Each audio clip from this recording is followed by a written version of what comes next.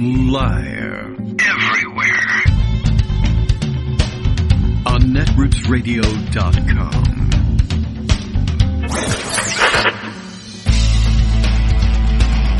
David Waldman. Kagro. In the morning. Now, here's David Waldman. Hey, good morning, everybody. How are you today? It is Tuesday. We made it all the way to Tuesday. Tuesday, June 24th, 2025. Time to do this all over again. Hey, tomorrow's the 25th. That makes it the 25-25. Is that an exciting one? 6-21? I don't know. Anyway, it doesn't matter. And we're not going to make it. I think there'll be a tomorrow. I'm pretty sure about that. Actually, the world marches on just fine. Despite the fact that, there's an idiot in charge of the presidency of the United States. That's the case every day, but I'm struck by so many things happening today that I don't know exactly how we can approach summarizing them for you, but, it ain't good. I can tell you that it's not good. Trump, I don't know what to say about this exactly, but, I guess he was asked yesterday, I don't know how it happened, but yesterday he announced that there was going to be a ceasefire between Iran and Israel, which already you're like, are you sure about that? And anyway, as it turns out, he's freelancing. He announced that there was a ceasefire. And then, by the way, what's her name? From Alabama, the baby fundy voice senator, Britt, is it Katie Britt? What's her name? Yeah, Katie Britt went on Fox News, apparently, and said, there's no doubt now that President Trump will win the Nobel Peace Prize. He created peace in the Middle East. Never mind that Iran technically isn't in the Middle East, but everybody thinks of them as in the Middle East because they meddle in the Middle East a lot. And they're not terribly far away, but they're not classically Middle Eastern. They're not Arabs, for one thing. But anyway, it doesn't matter. She wasn't discussing about it in terms of the Middle East, but I'm sure she thought about it that way. Peace in the Middle East, Nobel Peace Prize. Anyway, Trump comes on and I guess concocts a ceasefire in his head and then posts about it on Truth Social and then in a very strongly worded letter says, please do not violate it. That did it. Anyway, as most people probably would have predicted, that fell apart almost instantly. And as a matter of fact, I think I put aside a Blue Sky post from, it could have been anybody, but we'll give credit, Parker Malloy, usually a sensible person who can see things normally, unlike the president, posting the report from NBC News' Steve Herman. He is from them, right? Do I have that correct? No, I do not.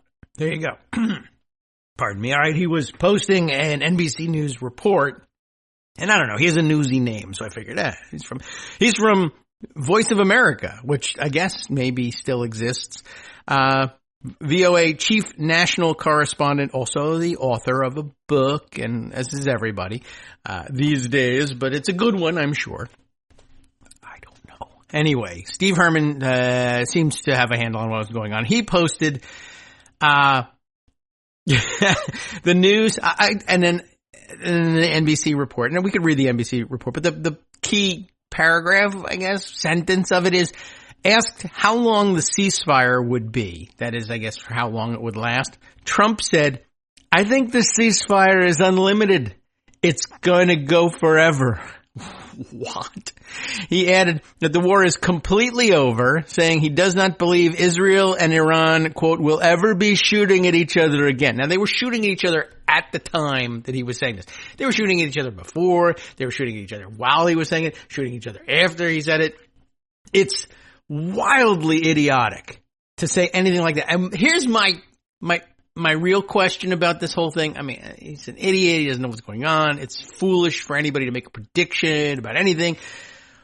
But for Trump, what happened to how does Mr. We'll see what happens miss the opportunity on this? How does he F this up? And I have to say that. How does he F this up? Because meanwhile, he predicts permanent ceasefire between the Iranians and anyone, between the Israelis and anyone, put them together, chocolate and peanut butter, holy cow, what a combination. There's no permanent ceasefire as between these two countries, or any third country for that matter. Although, Mongolia, I think will probably stay out of it. Mongolia I bring up because it came up in my random country picker today in the morning posts at Daily Kos, where I say we're going to do this radio show every day. I'd spin the random country picker wheel just to see, could we accidentally predict an invasion threat from Trump? You know the game. And Mongolia came up, and it's about as far from a candidate for invasion, I think, as Trump could imagine, mostly because I'm not certain he knows it's a country. He may have some vague idea about it being out there. Like, that's one of those places that's so far away and nobody ever heard of. I don't know what it looks like. Or he might think, isn't that unpolitically incorrect to say that Mongol something? Yeah, I don't know. I don't know what's going on in his head. It doesn't matter. So here he's faced with the question. One, I mean, this is another thing, right? First of all, sir, there isn't a ceasefire. One of the things in the article is the Iranian foreign minister, here's the news from that Trump has said there's a ceasefire and it's going to last forever. And he says, there's no ceasefire. I didn't negotiate anything.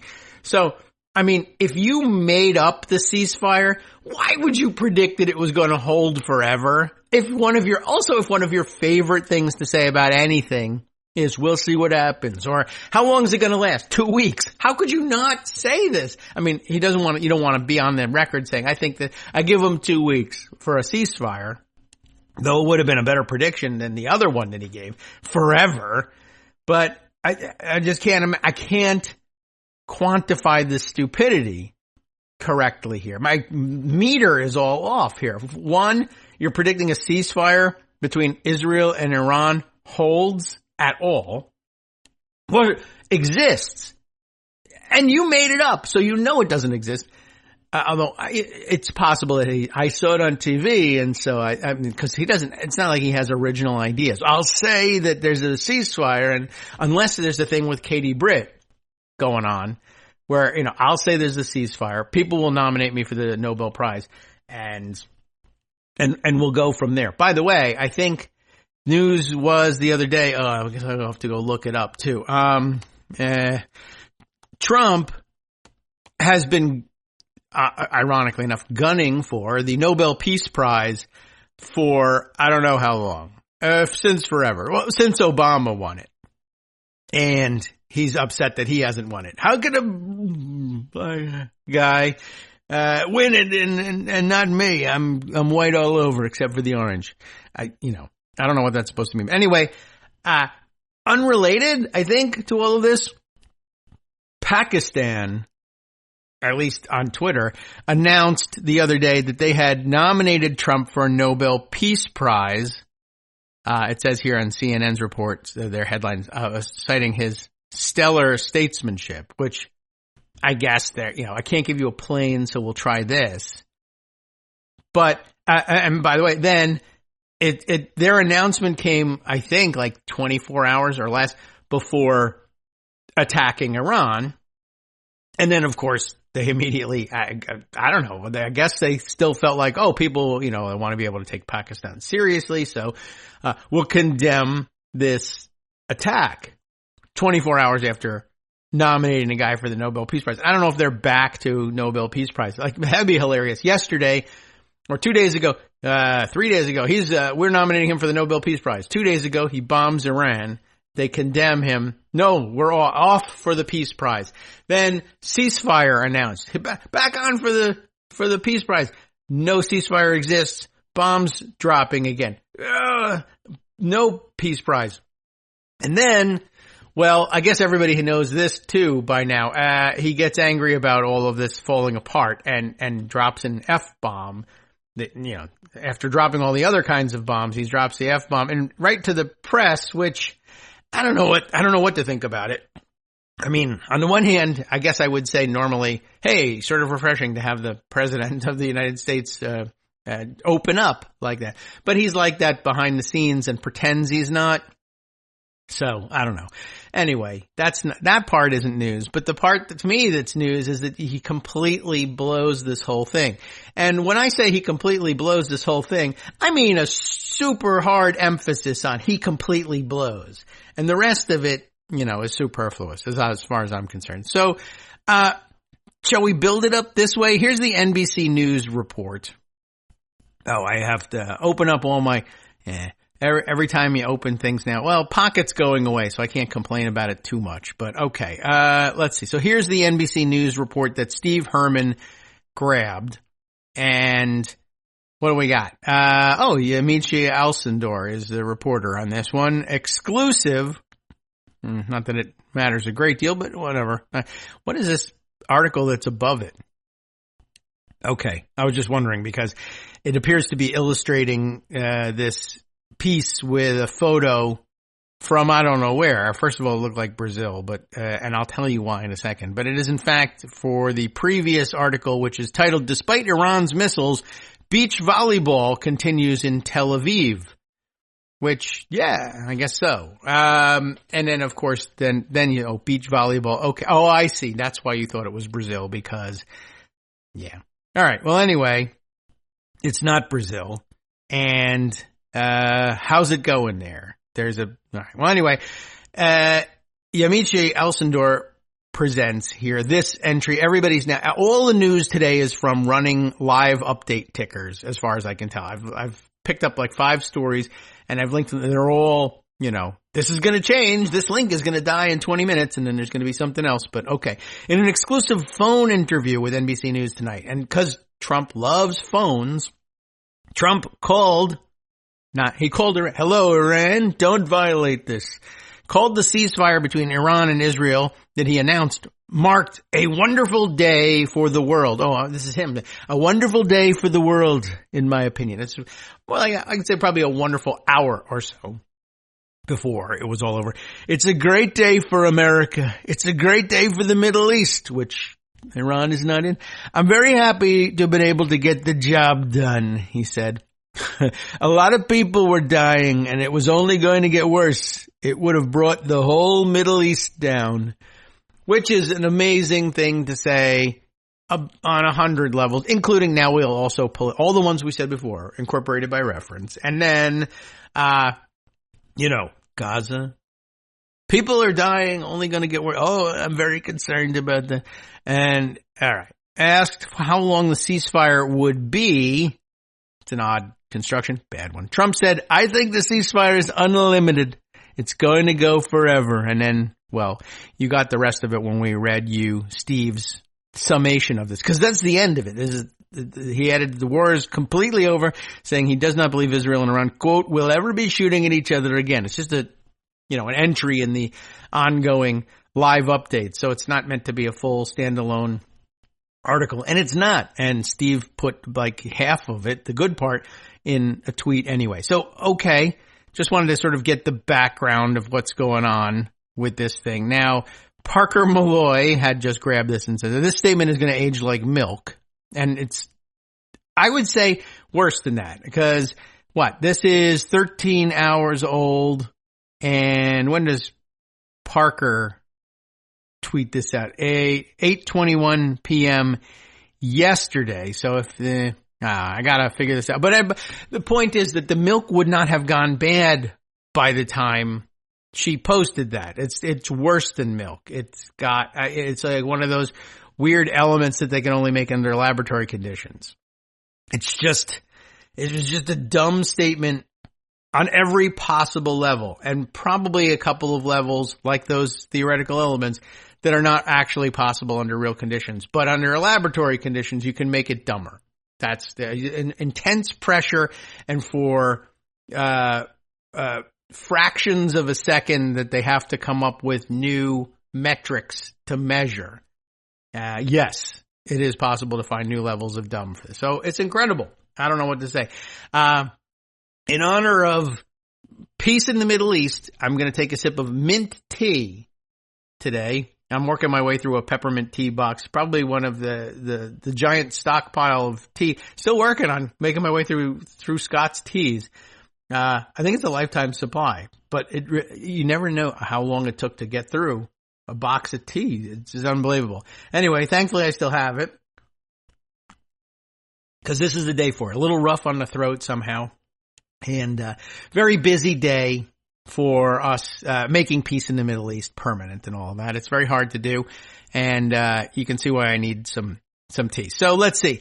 To add to this, I guess I would say, oh my God. I put this away yesterday. I don't think I must have forgotten already just what was going on yesterday, but I put aside the New York Times article from yesterday. Trump says ceasefire has started between Iran and Israel. And I guess I hadn't seen yet the prediction of how long it was supposed to last, because he doesn't do that until he talks to somebody who calls him, NBC, call him on the phone. But the New York Times article, President Trump did not give many details about the deal. That sounds normal for him. Israel did not immediately comment, and Iran, which said it had agreed to the halt, sent a new wave of missiles, killing at least 4 people. So that's an interesting framing of it as well. The other news reports that I saw about it were, the foreign minister said, I don't know anything about this thing, but he did say this, if there is a ceasefire deal in place, we'll honor it, unless Israel starts firing again, in which case then it's off. But because, well, then it's not a ceasefire, is it? So, that was standard stuff. But to get it spun in the subheader as Israel says it agreed to the halt, who said it? Iran, said it agreed to the halt. They're like, we didn't agree to anything. But if you're going to stop firing, we'll stop firing. It's not the same thing as necessarily committing to a ceasefire, and certainly not the sort of commitment that would make a normal person look at this and say, this is the time to say this is permanent. It's never going to end in the Middle East. It's just never going to, this is it. So I don't know. Anyway, I guess, the new update from 10 minutes ago in this too is a New York Times live update. Every 5 seconds they got a new thing. Tehran endured a night of heavy attacks before the ceasefire. And that plays into things too. So Trump announces the ceasefire, but he has nobody's agreement to do it, I guess. And then lo and behold, Israel is like, ceasefire. Well, I guess we better, and there's some details about it, like at some point the ceasefire is described as, well, it's going into effect in, 6 hours from now, I think was maybe the number that came up, 12 hours from now, whatever it might have been. And in Trump's estimation anyway, and who knows whether this is right or wrong, but in Trump's estimation, they essentially said, oh, well, if the ceasefire begins in 6 hours, if we launch a bunch of missiles and a bunch of attacks, drop all our bombs now, it won't violate the ceasefire, because it hasn't started yet, technically. And that has made him very mad at Israel. But I don't know that there's any consequences of it. But I guess the one consequence of it is he goes to the press, and I guess to show that he's angry, he decides, he'll do it working man style and drop an F-bomb. And we've got it. And it's not an exclusive or anything, but let's see. I got to go to here we are. And who's post am I reading here? Suze Kempner, it says quote comedian. So I don't know. You tell me what that's supposed to mean. But is she an actress? Must be. Quote comedian, Doom in BBC Doctor Who. Okay. I'm not a Doctor Who watcher, but I am a Doctor Who knower about her. So that means you're a working actress. And well, what can I tell you? I guess I'll have to play you the clip, which you may have heard already, because the F word is in it. And, and this is on C-SPAN. So I don't know. I guess they play it. You know how they are. They don't censor anything. And it was live, and I guess no one expected it. I should have higher standards, but the president said it. And so it's kind of news because he said it. So I'm still going to mark this thing clean, Apple Podcasts. And if you have a problem with it, attack the president politically, with an F-bomb if you want. That's the only kind of bomb you're allowed to use. All right. So here's the exchanges. I think it's loud and raucous. Everybody's shouting him questions while he's headed to the helicopter. Where the effing F he's going at this stage of the game, I have no idea. It's only Tuesday. Here's what's up. Iran violated That's the loud. peace agreement and the ceasefire agreement. Do you believe that Iran is still committed to peace? Can you hear that? I mean, you heard the jets of the helicopter. Yeah, it's got jets. Firing up and making too much noise. And the question there is, do you believe Iran is still committed to peace? And I don't know what kind of question that is. Like, Iran is among the least committed to, they're not like the worst country in the world necessarily, but they're not committed to offering the West peace. But all right, do you believe they're still committed to peace? Yeah. Other presidents would say, well, you got to extend good faith. You want to try and solve this problem diplomatically. You're certainly going to say, yeah, they're committed to peace. I don't know, whatever. But it doesn't matter. The real answer is he says F. Yeah, I do. They violated it, but Israel violated it too. Are you questioning if Israel is committed? Israel, as soon as we made the deal, they came out and they dropped a load of bombs, the likes of which I'd never seen before. That's another one of my favorite of his tells, right? 2 weeks, we'll see what happens, and like we've never seen before. Everything is like we've never seen. We've never seen anything. And you can't, because he can't see. That's why it's his favorite thing. He doesn't, but he won't wear glasses. He squints at everything with his little puffy chameleon eyes. The likes of which we've never seen, because honestly, I don't know what the last thing I saw was. I guess probably Playboy magazine in 1983. And then after that, I have no idea. I can't even recognize the difference between pictures of my own ex-wives and people I'm alleged to have raped. So you tell me what's going on. All right, well, he's mad. Israel did it too. This is him being even-handed. The biggest load that we've seen. I'm not happy with Israel. When I say, okay, now you have 12 hours, you don't go out in the first hour and just drop everything you have on them. So I'm not happy with them. I'm not happy. By the way, that's also a pretty accurate reflection of the usual Trump strategy, right? When the court says in 12 hours you're banned from removing people from this detention center for deportation. In the first hour before the deadline comes, they move everybody to a different deportation center. And then, even then, after the deadline, they say, we didn't move them from deportation center A, like you said. We moved them from deportation center B. And we did it within the 12-hour window. But, he's upset when people do that to him. And now he's jabbing one of his little tiny Vienna sausage fingers in the air and continuing. Happy with Iran either, but I'm really unhappy if Israel's going out this morning because the one rocket that didn't land, that was shot, perhaps by mistake, that didn't land. Mistake? I'm not happy about that. You know what? All right, lots of more questions are being shouted. But just to parse that answer for a second, right? I'm angry at Israel, and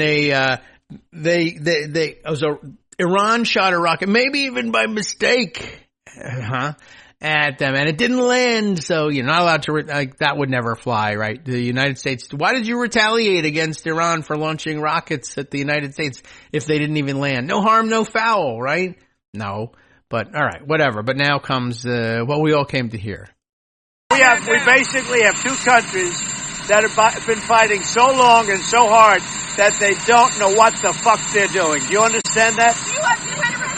And then he walks away, and they shout more questions at him. And do you understand that? That's it. So, okay, there you have it. Two countries have been fighting so long and so hard they don't know what the F they're doing.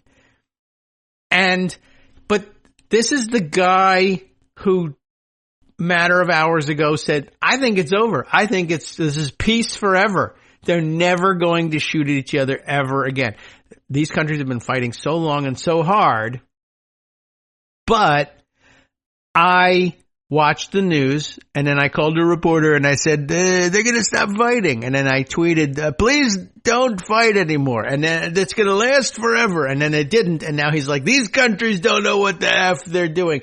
They've been fighting so long and so hard. I thought I could stop it with my phone. And then it did not stop. So my phone is broken. I should still get the Nobel Prize. I mean, I don't know what to tell you about the guy. I suppose he's expressing some frustration with them. That's true. But what the hell did you think was going to happen? I don't mind that you dropped the F-bomb. I think it's fun. We made hay out of it, but and oh my God, the kids are not watching C-SPAN. They're not watching anything, for one thing. And yeah, unless they are going to adapt Trump's daily press availabilities into anime, I don't think the kids are going to find out about it. But I just can't believe that he thought that this was going to last the 12 hours that he gave them. Why did he give them 12 hours? He knew they couldn't. It was built into the supposed deal. Oh, he may have had no idea even what the details of the fake deal were going. I'm just going to announce the deal. And somebody else may have come up with the 12 hours. Who knows? But, why give them 12 hours to implement the ceasefire if you're going to get mad at them for using the 12 hours? And, we're talking about Israel, and they're in the middle of the war, and have they given you any indication whatsoever that they're not going to take every opportunity to lash out at their enemies? I can't imagine what it is you think they're going to do, but it's just, I don't know. It's just Trump. And I guess it was a huge waste of time to spend a half an hour thinking he was going to have any, rational understanding of anything at all, let alone, world peace and leadership of the free world. So, what can I tell you? It's a little, now, if I had said this on Blue Sky, not Twitter, but Blue Sky, I guess I would be in for a round of, and this surprises you, but not as nearly as much as I used to get out of that on Twitter. All right, we're going to take a break. We'll be right back. I believe this break will last forever, and there's no returning from this. This is the end of the podcast. Goodbye. Hi, everybody. It's me, David Waldman. Yes, the same guy who interrupts you all the time. Interrupting you one more time just to tell you again, another reminder that your contributions are what keep this show on the air, and Patreon.com, Patreon.com is still among the easiest ways to make the sustaining subscription donations that keep us afloat. Are you ready for the pep talk about how our Patreon campaign is still going strong and growing? Well, too bad. Yeah, the plain fact is we actually are headed in the wrong direction, and whereas we once had about 175 monthly patrons, we're now actually down below 150. Time to recruit some more. Not exactly the kind of news I wanted to share, but there it is. For those of you in a position to support the show, Patreon.com does make it easy to make those secure, recurring monthly contributions to do so. Patreon.com/KagroX gets you straight to our donation page. We've been through a lot together. The worst of the pandemic, we hope. The worst of the insurrection, we hope. So go ahead and treat yourself. You don't need an excuse. Give yourself the gift of a little something you enjoy in life. Support the show. And of course, if you happen to prefer using PayPal or even the Square Cash app, we're up and running on those options too. So thanks again, everyone, for all your support. We couldn't, or at least shouldn't, do it without you. Hope you'll be on board soon too. Thanks for all your support. All right, welcome back, everybody, to the Kagro in the Morning Show. And I don't know, I'm just trying to get my head around what's happening here, because it's dumber now than it was when I left. And I don't know exactly how to express it except to say I hadn't yet seen these two Truth Social posts that Shauna, Golden Gate Blonde, has collected for us over on Blue Sky. One of them is in the vein of the one we referenced before. This one in all caps. This is amazing. Which one comes first? I don't know if their time stamp is on. I guess this would be the chronological order. If she grabbed them at more or less the same time, one is stamped 1 hour ago, whenever it was that she grabbed it, and the other one is 57 minutes ago, and so I'll read them in that order. All caps. And also his new thing is he has a SIG font, I guess. Not really it's not his signature, but he has a truth. He's ending his Truth Social proclamations with a sort of all caps signature. Donald J. Trump, President of the United States. And you recall this is what he famously misspelled just the other day. Donald J. Trump. So I guess now he's got it as a macro, and he won't screw it up anymore. But he signs all those things in the way that he used to drop. Thank you for your attention to this matter, right? That's him writing a letter to somebody. But this is a proclamation from Donald J. Trump, Donald J. Trump, President of the United States. So here it is, all caps, Israel, period, not Israel, Israel, Israel, the end, period. So, all right. This is meant to be Israel, This is a half. I only put one of the dots, not two. That's called, the two dots is called a colon, and half of that is called a semicolon. So it's not a period. You're wrong. Israel, do not drop those bombs. I guess he's now heard there's planes in the air, and they're flying towards Iran. And he's going to text them. Now, you know the rule. Don't text and fly. So it's very difficult. And you really, if you know somebody is flying a fighter bomber over Iraq and ready to drop bombs on Iran, and you want to communicate them, use the phone and, hope that they have a hands-free phone set up that they can answer your call. Because if you text them, they're not supposed to be looking.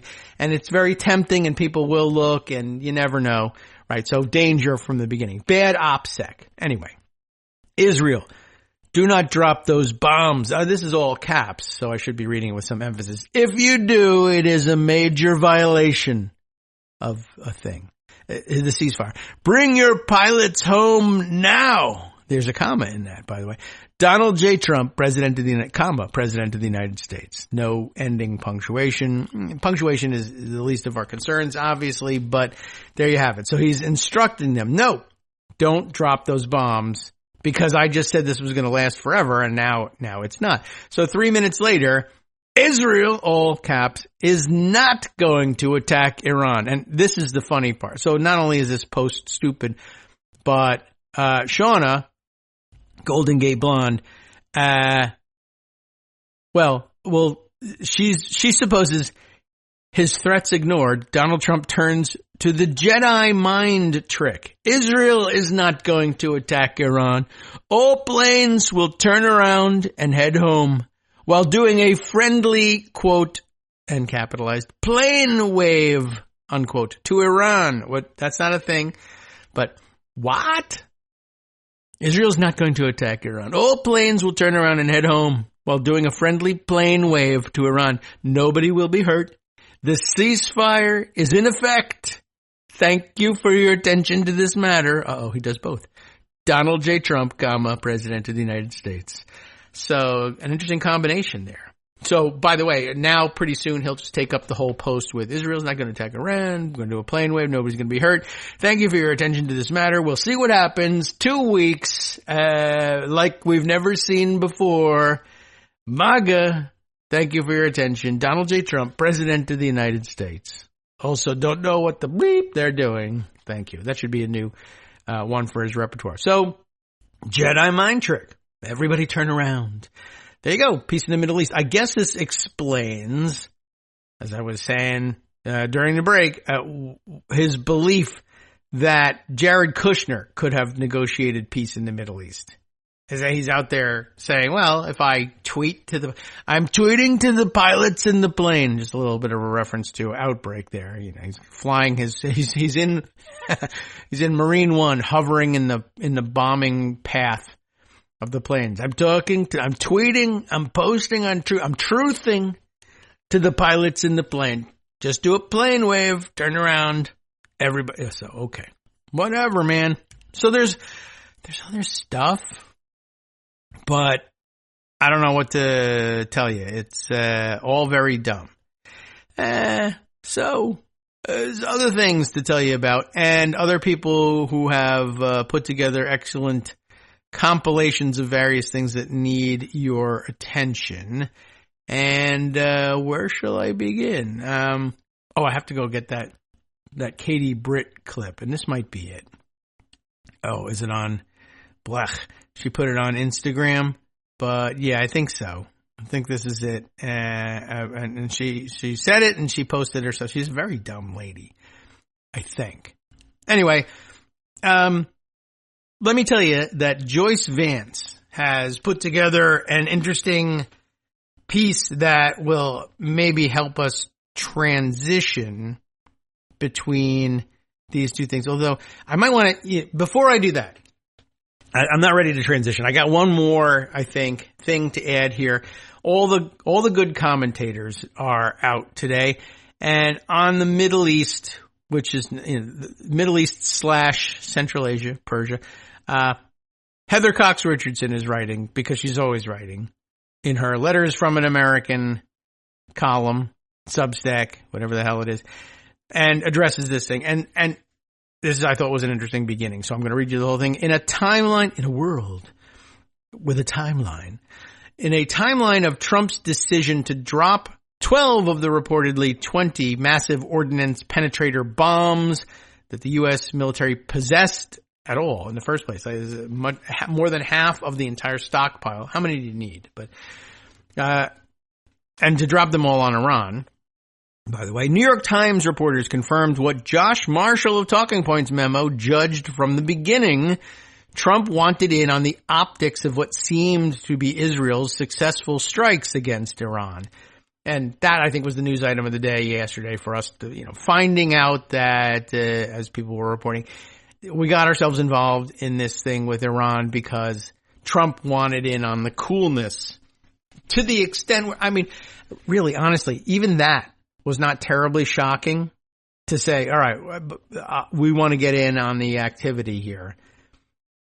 It's shocking in its own right, but okay, it's Trump. I actually believed it. But I thought the more craven part of it was the earlier reporting that I think we read, and then I think it was reported outright, more than just insinuated, when he started fielding calls on his personal cell phone, again, from reporters about the Israeli strikes.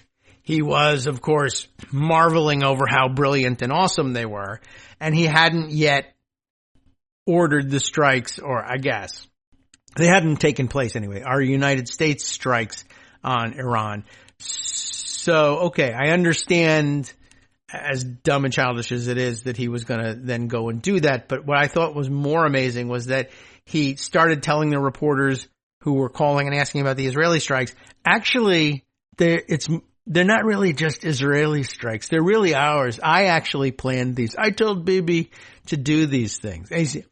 He's trying to take credit for having secretly planned the attacks that everybody is calling him and agreeing is very cool right now.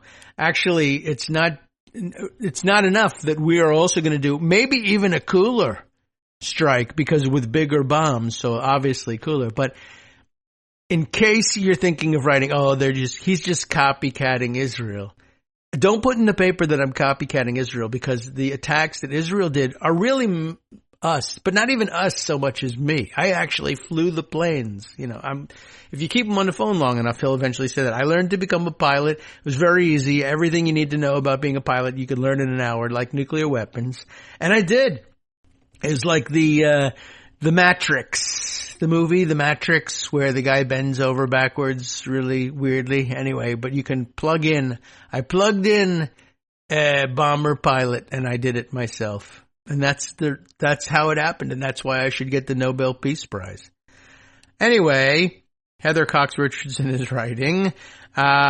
Josh Marshall, I guess, was maybe the first one out of the box to write, hey, I think he's doing this because he wanted in on the cool stuff. Andrew Perez and Aswan Subsang of Rolling Stone reported conversations with administration officials who confirmed there was no new intelligence to suggest Iran was on the brink of producing nuclear weapons.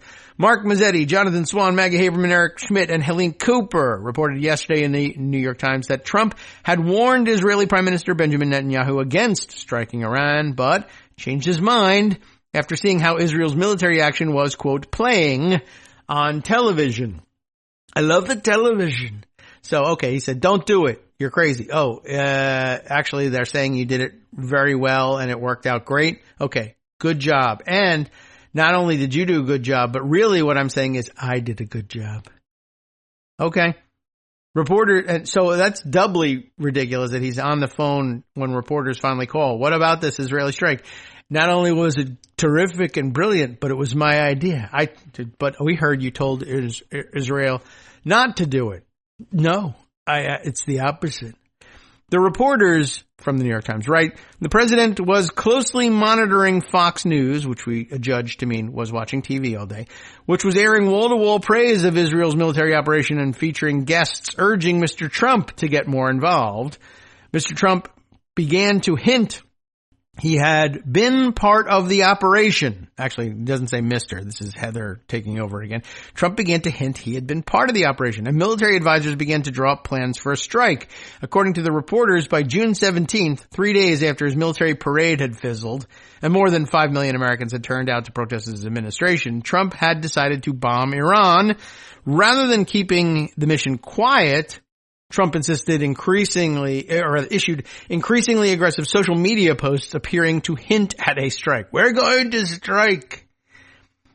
David E. Sanger of the New York Times cited reports from Israeli intelligence saying that Iranian officials had removed 400 kilograms, about 880 pounds, if you don't want to do the math, of enriched uranium from the Fordo enrichment plant to another nuclear complex, although at least some equipment and records would likely have remained there.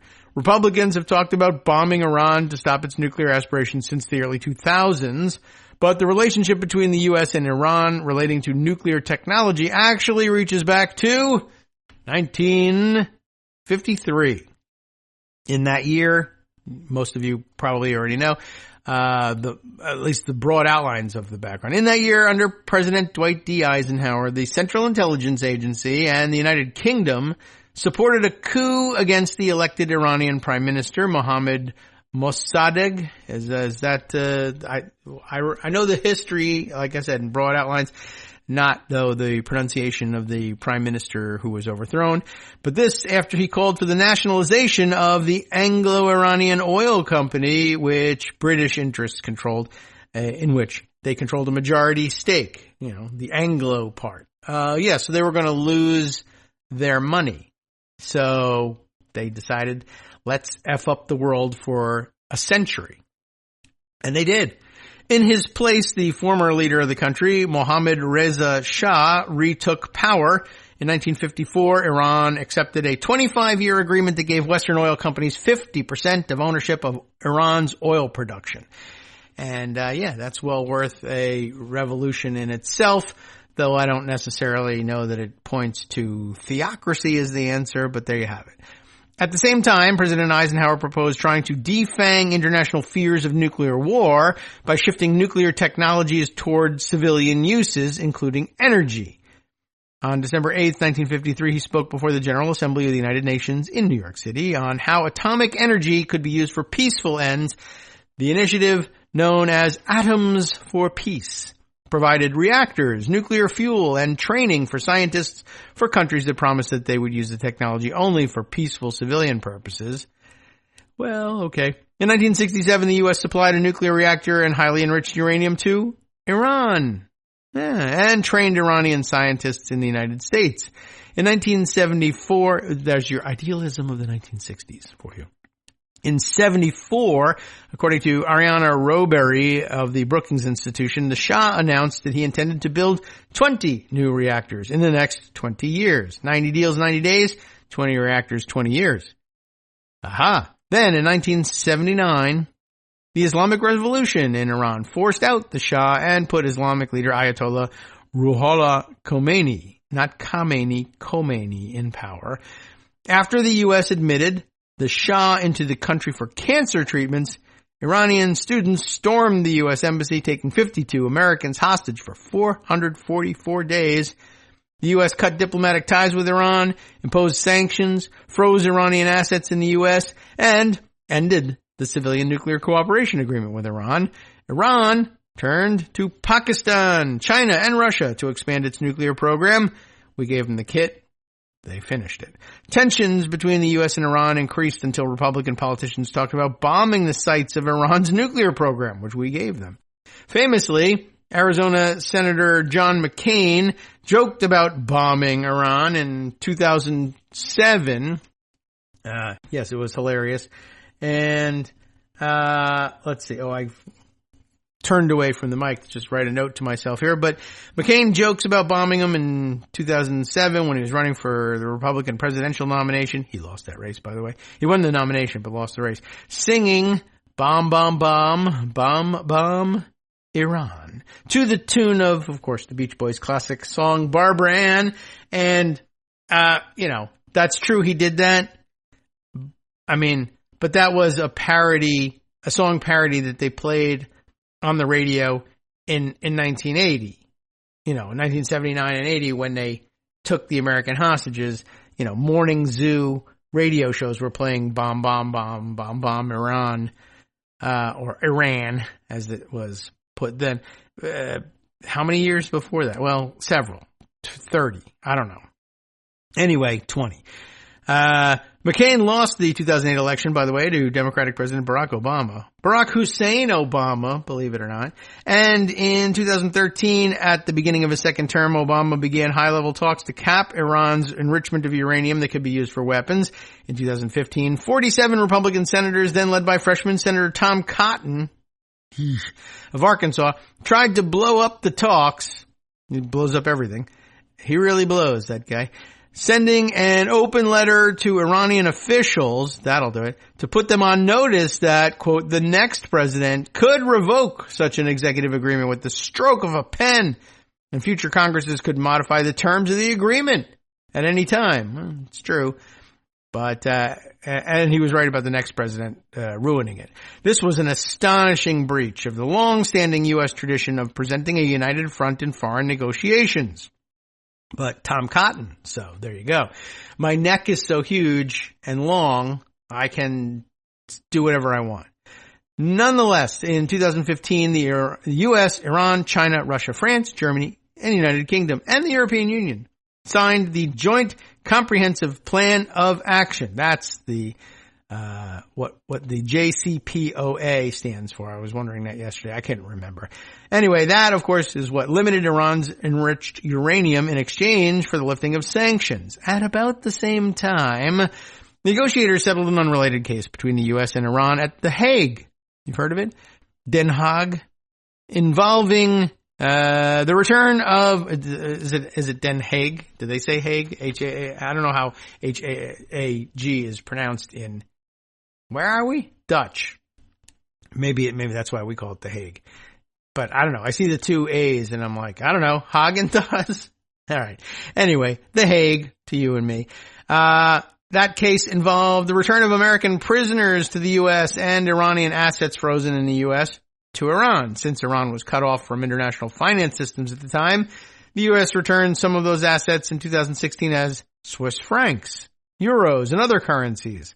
Donald Trump, who was then running for the presidency, insisted that the Obama administration had sent pallets of cash to Iran as part of a deal to free the prisoners. Iran was in big trouble. They had sanctions. They were dying. Remember, now the sanctions don't work. Yeah, they were dying. We took off the sanctions and made this horrible deal, and now they're a power, Trump told reporters. He doesn't know what the F he's doing. In 2016, voters put Trump in the White House. Well, okay. Anyway, we were told that they did. Although the nuclear deal appeared to be working, Trump left it in 2018, calling it a horrible, one-sided deal that should never, ever have been made. Without the U.S., the agreement broke down. Iran resumed its program for enriching uranium. A week and a half ago, on June 12th, Israeli Prime Minister Benjamin Netanyahu launched strikes against Iran, and on June 21st, the reverse of June 12th, Trump ordered strikes on 3 of Iran's nuclear sites, claiming that after 40 years of Iranian hostility, Iran's key nuclear enrichment facilities have been completely and totally obliterated. But now they weren't, though. But they had 40 years to build them, so we need 40 years to destroy them. In fact, the effect of the strikes was not at all clear, although Trump insisted yet again this afternoon, meaning yesterday, that, quote, obliteration is an accurate term. Bullseye! 3 exclamation points. Trump's strikes on Iran underscore how Republican leaders see governance. They seem to see the careful negotiations under Obama and the international inspections that certified Iran's adherence to the JCPOA as signs of weakness, preferring simply to use American military might to impose U.S. will. Trump has combined that dominance ideology with his enthusiasm. Oh, where we have that somewhere, right? Enthusiasm. Yeah. For performances that play well on television, though this one is not. This afternoon, Iran responded to the U.S. strikes with its own missile attacks on a U.S. military base in Qatar, of all places. I bet they're really feeling happy about the plane thing. After warning of upcoming attacks to enable Qatar to intercept the missiles, Trump posted on social media, Iran has officially responded to our obliteration of their nuclear facilities with a very weak response, which we expected and have very effectively countered. There have been 14 missiles fired, 13 were knocked down, and one was, quote, set free because it was headed in a non-threatening direction. Set free. I am pleased to report that no Americans were harmed and hardly any damage was done. More importantly, they've gotten it all out of their system, and there will hopefully be no further hate. What? I want to thank Iran for giving us early notice, which made it possible for no lives to be lost and nobody to be injured. Perhaps Iran can now proceed to peace and harmony in the region, and I will enthusiastically encourage Israel to do the same. Thank you for your attention to this matter. Donald J. Trump, President of the United States of America. In case you were wondering, he put of America on this time. 10 minutes later, he posted, congratulations, world. It's time for peace.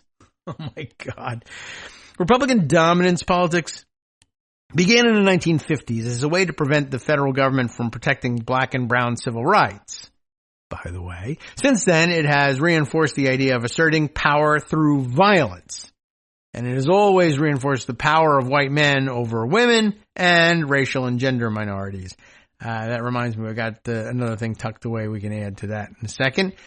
Today, the U.S. Supreme Court. Oh, this helps us make the transition that Joyce Vance was going to help us make. So maybe at this point I tuck in the other thing I had put away in pocket yesterday before we shift focuses. I got to find it because it was in Blue Sky and it's going to take me a million years to find out which one of these is. But it was from Jamel Bowie, who, you know, in the middle of everything else had, you know, threw this concept out that I was like, I'm going to put that one away. Here it is. I don't know what prompted it, but he just says, it's basically what prompted it. All this, the broad gesture, honestly does seem, he says, like the basic dynamic in American politics. This is a comment like on the dominance thing that Heather Cox Richardson was talking about. The basic dynamic in American politics right now is that a critical number of voters treat Democrats like their nagging mom or their bitch wife and treat Republicans like the cool dad or husband who is at best a deadbeat. Right? Doesn't actually do anything. He walks around being cool and then he F's everything up and leaves you holding the bag. And the Democrats, they're like, my stupid bitch ex-wife who's always trying to tell me that we don't have that. This is the wrong way of approaching our custody agreement. The nagging mom. Leave me alone. Make me follow the rules. It's cool to not follow the rules. It doesn't get anything done. It ruins everything. It yields the opposite of what you said you wanted. But it's cool. And he's quite right about that. And then, of course, you know, throw in the violence. And I love that too, even though that also didn't even might not even accomplish the dominance that we're aiming at here. But, you know, but it is pretty cool. You slapped that bitch. That was great. I loved it. And it didn't accomplish anything, and it actually got you arrested, and now you're in jail again. But I can turn it into a country song, so it's cool. All right. Now, the transition that Heather Cox Richardson takes us through, and Joyce Vance will echo, I guess, after the break. Yesterday, the U.S. Supreme Court granted the Trump administration's request to allow it to deport migrants to places other than their country of origin. This seems like a weird transition, doesn't it? But I guess it's not. Often to countries plagued by violence, by the way, the administration has claimed this power as part of its campaign to scare immigrants from coming to the U.S. by demonstrating that they could end up in a third country with no recourse. The court majority, and I got a lot to explain this one. Joyce Vance is going to comment on it and do a roundup of things. I'm going to use her roundup of craziness. And then, does this sound like it's insane? It is. Who can help you understand how insane? Me. But who will I depend on for? Steve Vladeck. So that's coming after the break too. Those are teasers. This is like an organized show today, all of a sudden. So the administration claimed this power as part of their campaign to scare immigrants. Don't come to the United States in the first place because we'll send you to South Sudan. Why? I'm from Mexico. I don't care. That's what we're going to do. The court majority, though, did not explain its reasoning. Just, nope. I told you, how many years ago did I tell you we were going to get around to this? Although this is this isn't a full hearing of the merits of the case. They still insist on writing their opinions down for those things. But now they're just giving, I don't know, does this count as shadow docket or is this just emergency docket stuff? I couldn't tell you the difference between the two of them offhand. But this was an emergency application for a stay of the lower court decision, which was correct. You can't do this, but give us a stay of that. All right, we will. And there's a million reasons why that's wrong. Steve Vladeck will explain those. But again, no explanation. And I think we're just going to end up heading there where they're just like, even when they're deciding a case supposedly on the merits, we're embarrassed by the actual basis of our decision, or we didn't make one. We're pro-Trump. And if we write that down, we're going to look dumb. So just no opinion. Sorry. And this is about as close as it comes to that. So, the court majority did not explain its reasoning. The three liberal justices, Ketanji Brown Jackson, Elena Kagan, and Sonia Sotomayor, in case you forgot who they were, dissented sharply.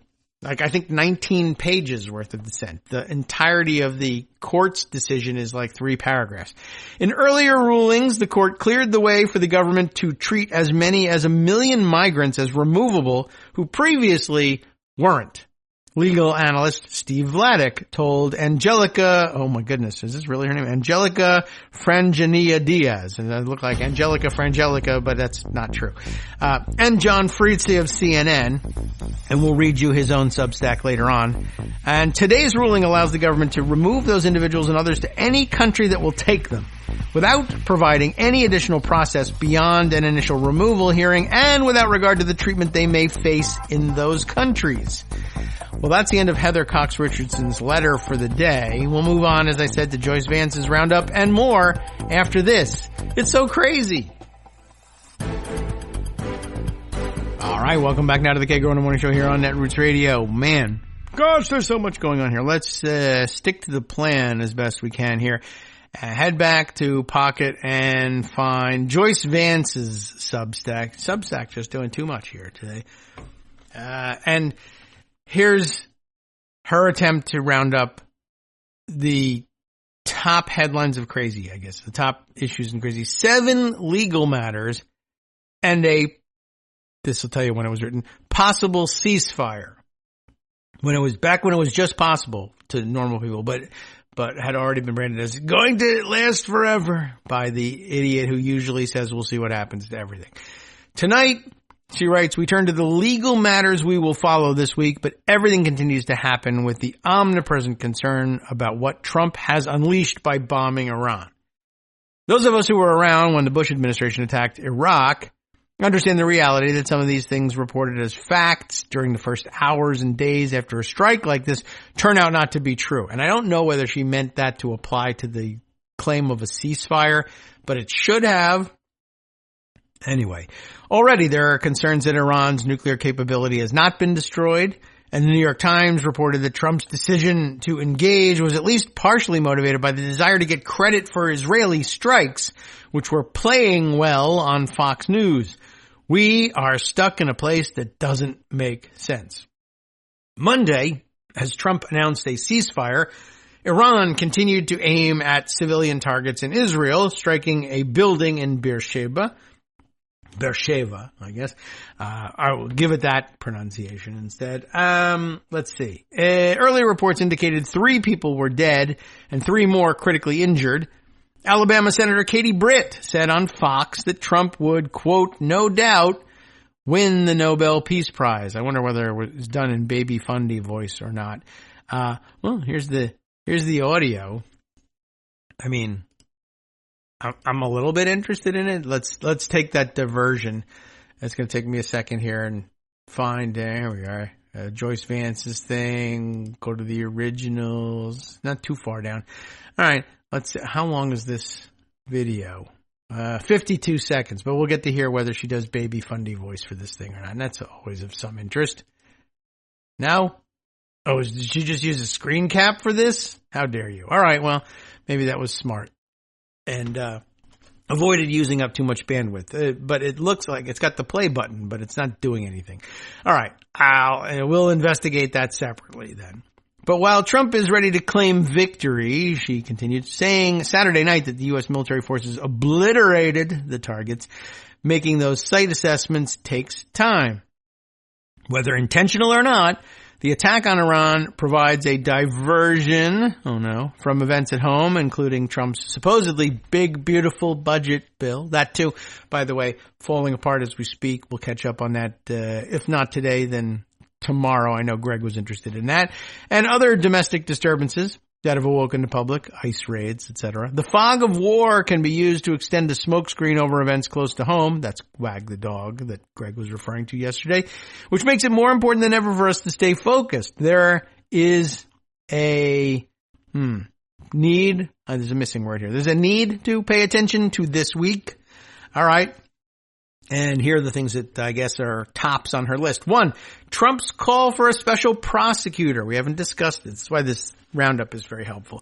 Last Friday on Truth Social, Trump called for the appointment of a special prosecutor to investigate the 2020 election. Remember, by the way, every time we elect a Democratic president, we don't look backward. We look only to the future. And this is, I am your retribution, and we're going to look backward. It was hidden in between a rant about Joe Biden and a Make America Great Again battle cry. Trump, who can't let go, yet again falsely claimed victory in the 2020 election and pointed to fraud as the reason for his loss, writing, "This cannot be allowed to happen again." And when she says it was sandwiched between an attack on Biden and a MAGA battle cry, it's 0 border crossings for the month for Trump versus 60,000 for sleepy, crooked Joe Biden, a man who lost the 2020 presidential election by a landslide. Biden was grossly incompetent, and the 2020 election was a total fraud. The evidence is massive and overwhelming and has rejected 60 times by the courts. But a special prosecutor must be appointed. There was one. He was prosecuting you for never shutting up about claiming that there was a fraud. This cannot be allowed to happen again in the United States of America. Let the work begin. What this crooked man and his corrupt cronies have done to our country in 4 years is grossly indescribable. Make America great again. I mean, he is so brain-addled. It's crazy. Last December, Trump told Meet the Press host Kristen Welker he had no interest in pursuing revenge prosecutions. He campaigned last December. The whole thing was, I am. This is not a simile. It is a metaphor. I am your retribution. Oh, you just won. What are you going to do? Well, not that, but actually that. What? All right. So what? So he told her, I'm not going to do revenge prosecutions, but the Post seems pretty clear, as does his entire campaign. Does Pam Bondi have the fortitude to refuse a command like this? No, that's why she's there. George Orwell, 1984, says, every record has been destroyed or falsified. Every book has been rewritten. Every picture has been repainted. Every statue and street and building has been renamed. Every date has been altered. And that process is continuing day by day and minute by minute. History has stopped. And I guess here, draw your parallel to Elon Musk insisting that he was going to reprogram Grok just the other day because Grok was giving too many facts to people and telling them the things that he didn't like. And this is obviously wrong. We're going to reprogram you, Grok. You don't know what you're talking about. Okay, whatever. But he said something like, we're going to rewrite the corpus of human knowledge, human understanding. I mean, talk about delusions of grandeur, but okay. Not okay. Next up in her roundup here, and it's a good one. Gutting DOJ. Still ongoing. Increasingly, one wonders, it's true, whether the DOJ will have the manpower to do much more than immigration cases and defending the government in all of the cases where it's being sued. If you recall the buyout offer the administration made to federal employees in its first weeks, known as Operation Fork in the Road, remember, because that was the title of the email. Oh, the lawnmowers are here. By the way, I'm giving you the opportunity to retire rather than mow the lawn. He's dedicated to his craft. Okay. 4,500 DOJ employees, by the way, who accepted the Fork in the Road offer will be off the books by September. That includes more than 2/3 of the 380 career lawyers in the Civil Rights Division, which will shrink to a remnant of its former self, with new priorities that focus on issues like protecting Christians and white folks from discrimination. Will DOJ, which has virtually sole authority to prosecute federal law enforcement officers who use excessive force, will they step in to investigate the situation in Los Angeles, where officers are captured on video in what appears to be the use of excessive force on an immigrant who has already been detained and is on the ground? That's the situation that Greg mentioned yesterday in KTLA's video capture of this graphic video that has since gone viral on social media. About 7 or more masked men wearing U.S. Border Patrol vests are seen violently detaining a Santa Ana father before forcing him into the back of an unmarked car. Details are available at KTLA, but this is the man who has 3 sons currently in service in the United States Marine Corps. But, oh well. And it did lead me to wonder, like, what happens if, what if they're home on leave and they're in the store and they're just buying a couple extra things and out comes dad and they tackle these guys? Like, are these guys going to take on Marines? What if, when are the Marines and their buddies going to arrive? When are the Marines in the 500 of them or whatever number it was dispatched to Los Angeles going to say, hey, we should kick these guys' asses? But they're not, because they're on active duty. They're not going to do that sort of thing. But just none of this stuff. No justice is coming for these guys. We can forget about that. And by the way, in case I haven't made it 100% plain here, I just don't understand even the delay. I guess it's just difficult to prove because of the masks and the hiding the identities and the fact that most of these people were nobodies before. But ICE never had this many agents. And I think, isn't it everybody's understanding? I think so, right? This is not innovative or, being out front of the curve here. Aren't all these guys just basically, we must have missed the transmission of the orders. Like maybe it came over Signal or, Discord or something dumb like that. But did they just basically say, hey, if you Proud Boys, Oath Keepers, wannabes, whatever, want to earn a couple extra bucks, we'll pay you a bounty for beating up and quote unquote arresting Mike, we'll give you a list every day. It's going to Glenn Gary, Glenn Ross. We'll give you a leads list. And coffee is for closers. Go out there and arrest everybody that we put on this list. And that explains no uniforms, ill-fitting equipment, people who look like they got no business doing any of these things at all, just out there, not only doing the roundups, but just abusing their authority, but they don't have any authority. So, it's been my supposition from the beginning that these are just Proud Boys. Like, you don't see them marching around in their Fred Perry black and yellow anymore. And it's not because they've gone underground. It's because they're busy doing ICE roundups.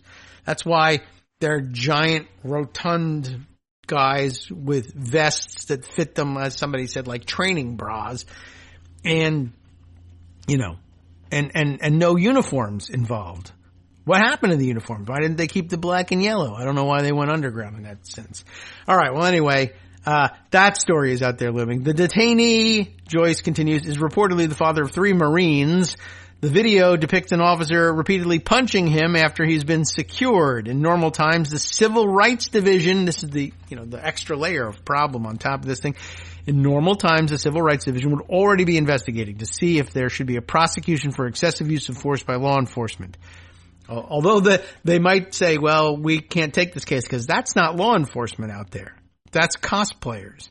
Although the state can also investigate, that's true, if these are federal law enforcement officers or those working on their orders, and this court would no doubt allow that, immunity issues make successful prosecution unlikely. This is the Justice Department's job.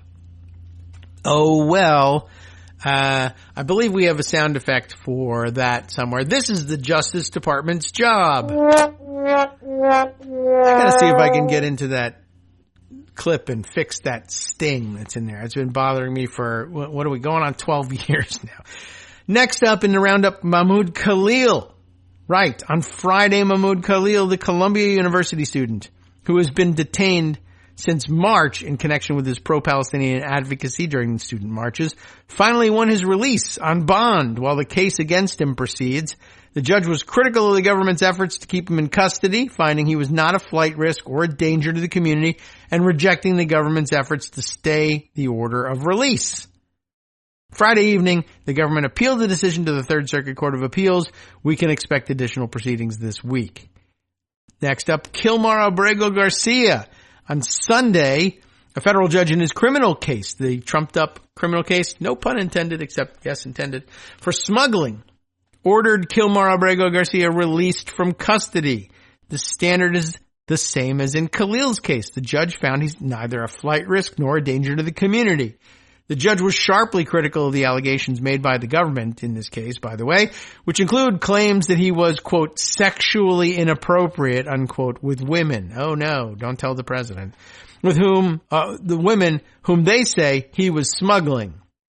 She seemed to suggest, the judge did, that the available evidence did not support those claims. However, it's likely he will remain in immigration custody, which is separate and independent of the order to release him in the criminal case, while that prosecution moves forward. Isn't that convenient? And the Trump administration has already asked the court to stay Abrego Garcia's release order in the criminal case. There's a hearing set for Wednesday, another emergency stay request, which we'll get around to again in a few minutes. Senate Judiciary confirmation proceedings. And I got something new for you on that one. The Senate Judiciary Committee is holding a confirmation hearing on Wednesday, that's tomorrow, for Trump's former personal lawyer, now DOJ official, Emil Bove. Remember him? He was the one who was dismissed the Adams case in New York? Or you're fired, and maybe did fire a couple of people who wouldn't do it at first. He's now been nominated to a seat on the Third Circuit Court of Appeals, which I think we were just reading. Isn't that where Mahmoud Khalil's case is being appealed to this week? He won't be there in time for that, but that's where they intend to place Emil Bove. And, let's see, that doesn't tell us much. Not that, but something that was embedded in here for an illustration. Bove, who has recently been mentioned as a shortlister for the Supreme Court, if one of the justices announces their retirement, or close to the end of the term moment where such announcements usually happen, by the way, as already drawing strong opposition, but is nonetheless already being talked about for the Supreme Court. But they do their Supreme Court picks in Trump land like Dan Snyder used to do his drafting for his football team, the Breadsticks, right? You know, oh, the biggest star in the world is coming out of retirement. Oh boy, I'm going to snap him up as though he were a rookie and just pay him an enormous bonus and waste all our money on it, even though he's got about 6 seconds of playing time left. A video was released today featuring 2 of his former DOJ colleagues explaining why they did not believe he would operate impartially if confirmed to the bench. That's sort of like the major qualification, right? Bove, who worked in the January 6th case at the DOJ, fired his former colleagues despite being aware that they were simply working on valid cases that were assigned to him. So that's a problem, judicial temperament-wise. He was also involved in the sordid matter of dismissing the charges against New York City Mayor Eric Adams after Adams promised to assist the administration with mass deportations. How much has he delivered on that, by the way? I'm curious. There are also allegations that he behaved improperly as an assistant United States attorney in Brooklyn. Senator Cory Booker has called for the release of information in that regard, and we'll get to some more on that in just a second. But yeah, just a reminder that wasn't it the case that Eric Adams, the charges were being dismissed without prejudice that allowed the DOJ to reinstate the charges if they, I guess, later adjudged that he wasn't being cooperative enough on immigration enforcement like he said he would. And the courts reviewed that and as part of the plea bargain said you can dismiss the charges against him with prejudice and free him from the possibility that he'll ever be brought up on these charges again. And that would be a fair and equitable settlement that it would be a settlement that was within the judicial tolerance anyway. Holding this over his head to ensure compliance with your political agenda is just not something I'm going to approve. So I guess maybe that's why there hasn't been a tremendous amount of help, I don't think, from the maybe I'm missing it though in the crush of the mayoral campaign, et cetera. But it's been a kind of a quiet period for Eric Adams, as far as I'm concerned. Now, Emil Beauvais, as I said, is back in the news, and I think I put this aside. Where did it come from? Alejandra Carballo, who was reporting here and commenting, the Supreme Court, in making a decision, issuing that decision in the deportation to a third country cases that we'll talk about a little bit coming up, rewarded yesterday the kind of behavior that Beauvais is always engaged in. And the attorney who did it is Beauvais, about to be confirmed for a federal circuit court seat. The rule of law is dead. What's she talking about? Here's an excerpt from, I think, New York Times coverage is what it looks like, of Beauvais' upcoming hearing and I guess what they expect to hear by way of testimony from other witnesses. It says here, Mr. Beauvais, this is just a clip from their article, Mr. Beauvais, quote, stressed to all in attendance that the planes needed to take off no matter what, according to Mr.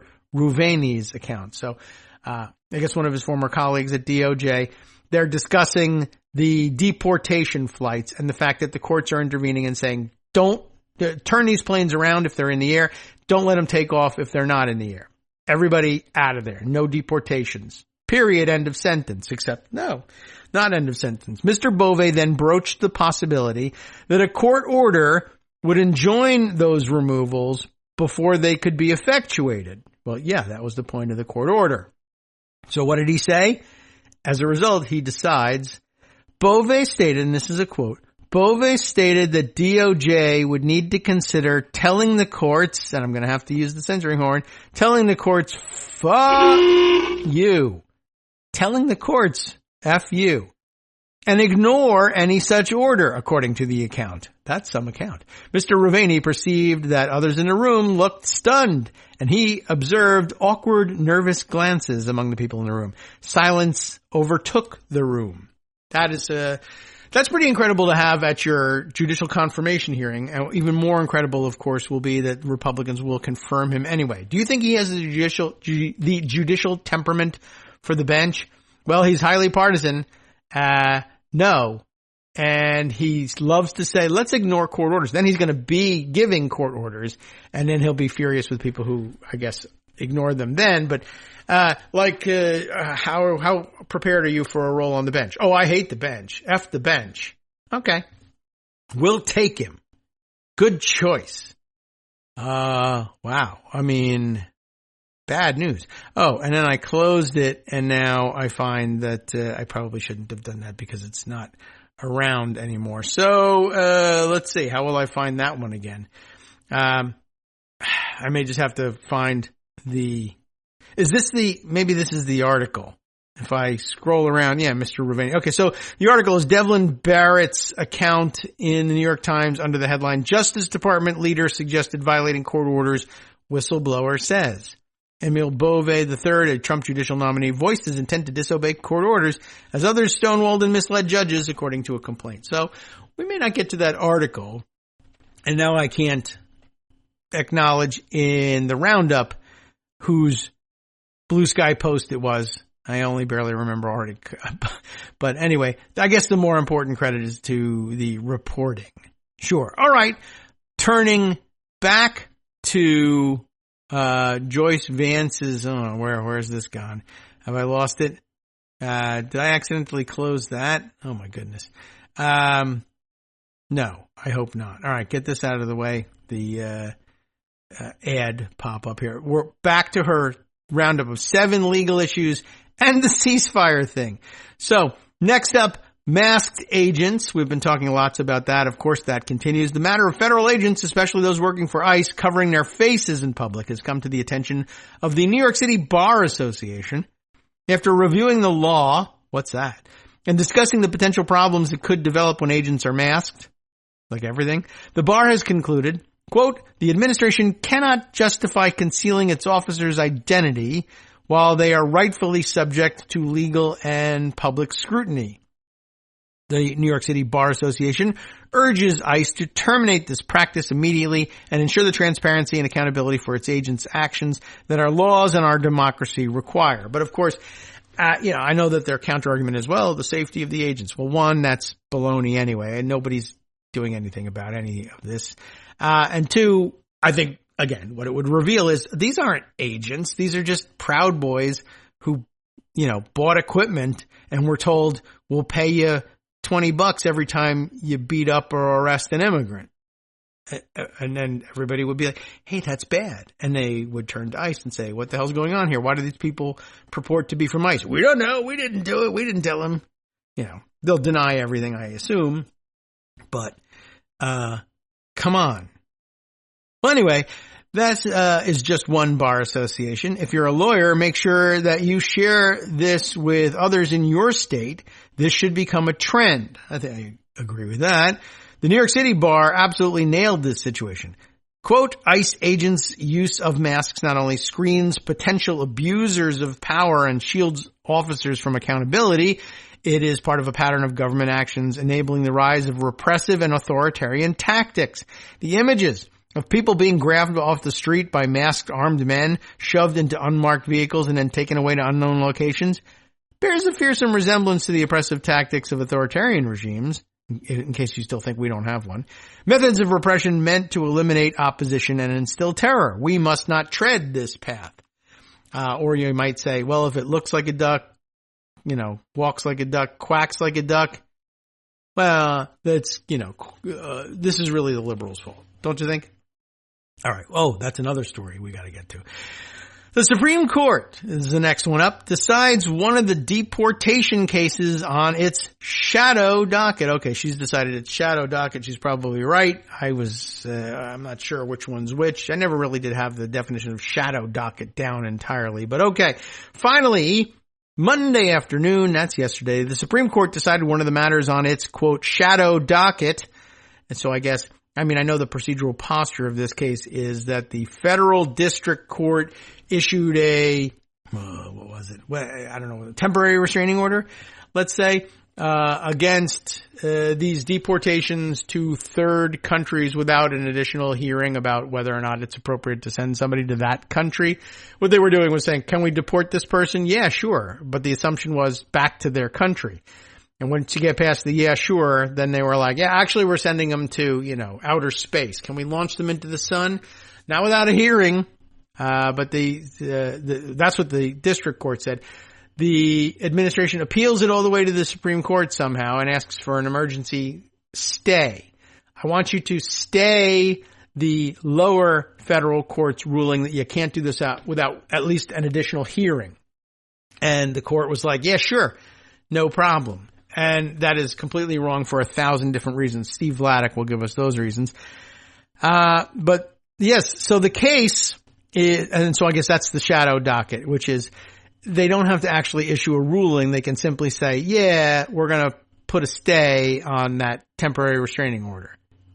until we can decide on the merits. So in the meantime, go ahead and deport all those people. Later on, if we decide it was unconstitutional, well, what could you do? What could you do? You could have left the TRO in place and said, no, we'll decide this on the merits later. Anyway, so there you have it. It was on the shadow docket. The case is D.V.D. versus, what is it, DHS, I guess, or I don't know who's doing this who's being sued on behalf of the government. But D.V.D. is the initials, pseudonymous initials of the lead plaintiff.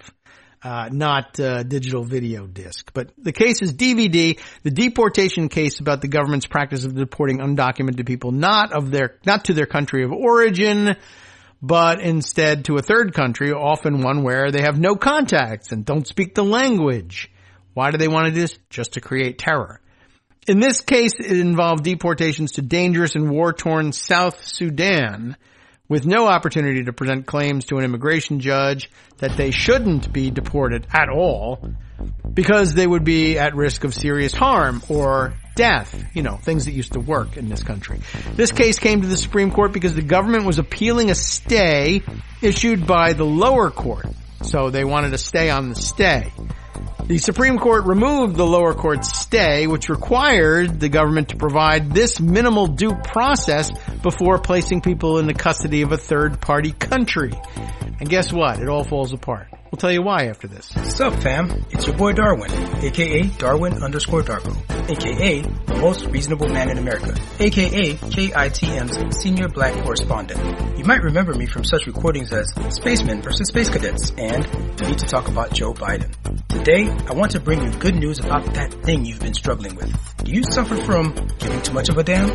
Do you turn on the series of tubes and find yourself outraged at the particular way some news organization strung some sentences together only to realize, nope, this is not some fictional hellscape? Well, guess what? You no longer have to accept the life of giving too much of a damn. You can do something about it, because even you, yes you, can be a show contributor. Now I know what you're thinking. Hey, Mr. Most Reasonable Man in America, I'm not some professional podcast talking guy. Don't worry about it. Do you have a smartphone or some other electronic recording device? Well, that's all you need. You too can have a segment where you can read us an important article and give us your take. Read one of your own original essays, or even just give us your commentary on something you'd like to share that's important to you. Fair warning though, side effects may include general punditry, having opinions and hot takes, getting stuff off your chest, and hearing your own voice.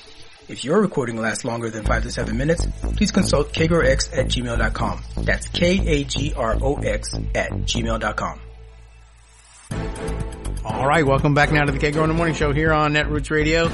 All right, we'll continue on in just a second. By the way, I have two new contributors to thank. Janet Moy, first of all, who sent a contribution via PayPal just the other day on the 20th.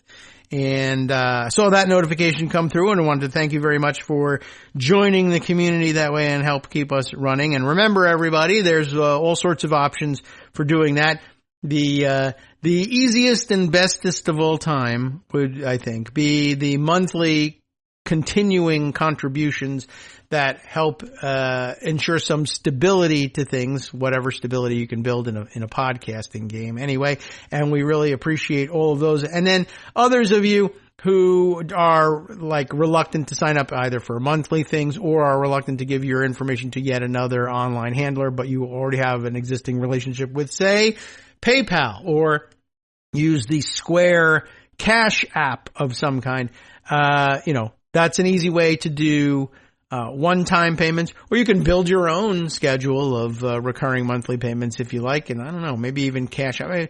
Anyway, PayPal does offer a way to sign up for monthly contributions for those of you who are interested in doing so. And I guess if it isn't obvious, and I think we put it in each of the morning posts as a link up at the top, along with the roundup posts that Scott posts each day. So all the links are there, and it should be a fairly easy thing to find if you're like, yeah, I would do a monthly contribution, but I want to use PayPal, but I don't think that they have that. They do, and we have a link to it. Makes it very easy. Janet Moy, went the route of just saying, well, here's a couple of, here's a contribution that probably will cover a couple of months worth of normal sized monthly contribution. So I appreciate that very much. Thanks, Janet. That's something lots of people decide to do. And just got one that was labeled as being editing your membership, which is usually what we look for when we occasionally say to people, hey, you know, if you're giving $1 a month or even $5 a month, maybe you want to think about, is the show maybe worth a quarter a day to you or something? And people then calculate in their head, yeah, absolutely. Actually, it is. What am I doing? Only giving $5 a month when I could be giving $10 a month. Florida Advocacy One. That's just, you know, that's the identification we got. And we'll respect everybody's privacy. It's not even a choice for us. That's the name we got. But, now take the decision out of our hands. That way, I like that one. But Florida Advocacy One, it is labeled here as just edited their membership, which is usually the sign of a boost. But I don't recall seeing the name before. So I'm thinking maybe this is a new contributor, welcome, who then said, oh yeah, rather than doing, you know, this amount, I'll do that amount. And then the same day that they signed up just said, oh, I meant to do this amount. So, well, we'll just say, welcome to the community and thank you very much. Florida Advocacy One. And what a place to be an advocate now, Florida. It's actually hotter here right now than I think it is in Florida. Consider, I guess I was going to say consider moving, but one, we'd love to have you here, but why not have you in Florida? And two, stay cool, stay in Florida, and we need you as an advocate there. Anyway, thank you everybody. Thank you to all of you who have, continued your contributions over the years. I need to, once again update. Now that I've learned how easy it is what am I saying? When I learned how powerful and flexible the editing program that our in-house editor who returns today, not in time to edit the show today, but tomorrow. But the program he's been using to do this, I think will allow me to, not view, crafting new ad spots for the podcast version of the show as so onerous. It was before the limited editing program I had basically meant, if you don't hit the timing correct in your live recording of it, you're doomed. There's very little you can do. But having an actual editing program that will allow you to fix those things in case of emergency or in case of not getting it quite right should make it easier. And so I need to update you. But, for all its faults of hearing the same ad over and over again, it's still pretty much static. Every time we add one or two new contributors, we lose one or two. And we really have just basically still stayed hovering around the same point, which is a little disappointing. But mostly I view it as me not doing my work in promoting the show and being out there, pumping it up and always looking for new listeners. But what exhausting work it is. But the current status of things is I think we've been flipping back and forth over the 150 mark of paid Patreon contributors. I think we currently stand at 151. So I keep saying, well, I got to change it because we broke the 150 mark, and then we would then dip down below it, and we break it again and then dip down below it. And so we're currently at 151, and in all likelihood, by the time I cut a new ad that says, now we're back over 150, we'll be down to 149 again. So don't give up, is what I'm saying, is if you're supporting the show, please don't leave. We love you. We need you. And, remember, this is what justifies our continuing to do this in the face of every economic indicator that says, no, go be a Walmart greeter so that you guys will have money for food. All right. Well, anyway, the whole world has problems. We don't need to focus on mine. Back to, did we finish up with Joyce Vance? I don't think so. So let's go back and find that thing. Right. We were talking about the case, the Supreme Court case that we were going to eventually transfer our attention over to with Steve Vladeck. It is D.V.D. the D.V.D case, D.V.D probably versus DHS or DHS versus D.V.D. Anyway, it's a deportation case about third country deportations. The case came to the Supreme Court because the government was appealing a stay issued by the lower court. Correctly, I would say. The Supreme Court removed the lower court stay, which required the government to provide minimal due process before placing people into custody of a third-party country. You will recall that this is the case where the government played loose and fast with compliance with the judge's order. Thanks a lot, Emile Bove. And there is a government plane in Djibouti, with detainees and customs officers awaiting further court proceedings in a U.S. military facility there. Djibouti, by the way, came up the other day in the invasion game random picker wheel. Just pointing that out. And just across the straits of, I can't remember the name of the straits, but I looked it up so I could put it into post. Right across the narrow straits of down at the bottom of the Red Sea from Yemen. So kind of active war zone, dangerous place to be for many reasons. Anyway, now the government can proceed with deportations to a country other than the person's country of origin while the case is underway. Apparently all is forgiven for the government's, quote, clear violation, per Justice Sotomayor, of the lower court's orders. And just in time to justify confirming Emile Bove, who said we should absolutely disobey those court orders, to the Third Circuit Court of Appeals. Here's where the criticism of the shadow docket comes in. The majority, the case seems to have split on ideological lines, though it's unclear whether it is a 6 or 5 vote majority because of how this docket works. But because this majority did not write an opinion or explain its reasoning, there's no explanation and no guidance for other courts, which is like why we have a Supreme Court. Justice Sotomayor, joined by Justices Kagan and Jackson, wrote in dissent, she could not have been more clear. This court now intervenes to grant the government emergency relief from an order that it has repeatedly defied. I cannot join so gross an abuse of the court's equitable discretion. Steve Vladeck will clear up all of that nonsense for you. If you want more detail, Georgetown professor Steve Vladeck. I'm reading somebody else's summary here. I already told you we were going to read this. Has written a preliminary assessment of the court's order, calling it disastrous. We'll read it in a second. It's going to be a packed week, says Joyce.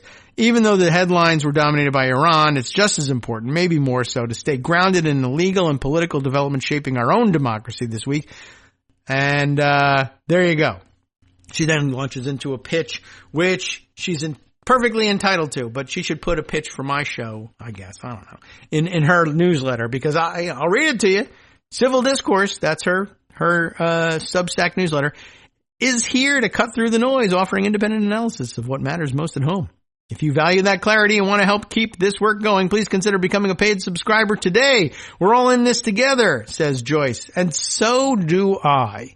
So, yeah, you might consider visiting her site and contributing to her to keep her up and running as well, and any number of the people we depend on for our analysis here, including the number 1, me. But there's like 100 people you could feel justifiably very proud of yourself for supporting, even one of them out there, even if it's not me, because I need them in order to do the show that everybody else likes and can support. So we are all in this together.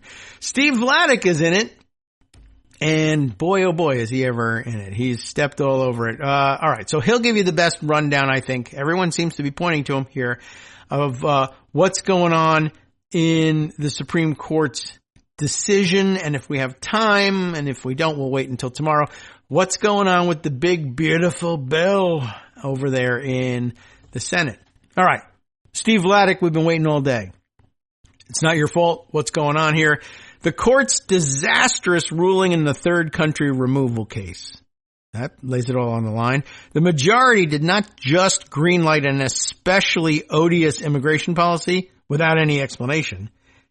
It did so in a case in which the government defied the district court twice with no consequence. This is not going to do wonders for John Roberts' supposed obsession with the court's reputation, by the way. Well, unless by wonders you mean destroy it, which it's a bit of a wonder all by itself. He begins this way. I wanted to put out an extra issue yesterday, in response to the Supreme Court's ruling in, here's the answer, DHS versus D.V.D, the unhelpfully captioned dispute over whether, before it can remove migrants to a country other than the one identified in their original removal proceedings, the federal government has to provide them with an opportunity to litigate whether they face torture or other forms of cruel, inhuman, or degrading treatment in that, quote, third country. That's what's at stake in the case. And he reminded you, it's an unhelpfully captioned case because what does DVD mean? DHS versus DVD, very forgettable. And, maybe they need to. The plaintiff, if he can pick his own pseudonym, your pseudonym should be, don't deport me to third countries that I have nothing to do with because they're going to torture and murder me. DHS versus murder victim, or torture victim, something. Anyway, sorry. For more background, he says, see my lengthy post on the case from May 30th. The case is known as DVD because those are the pseudonymous initials of the lead plaintiff. I hope I got that pronunciation right. At least I can pronounce DVD.